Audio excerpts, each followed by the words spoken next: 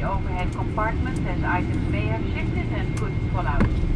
You can now switch on the mobile services of your phone again. And on behalf of the entire crew, thank you very much for flying KLM. It was a pleasure having you on board with us today. And we wish you a very good stay in the Netherlands or a pleasant onward journey.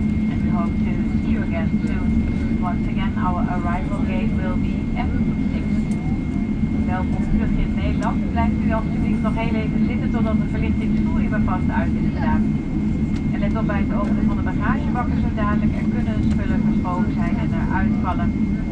Kunt u de netwerkverbinding op uw telefoon weer aanzetten.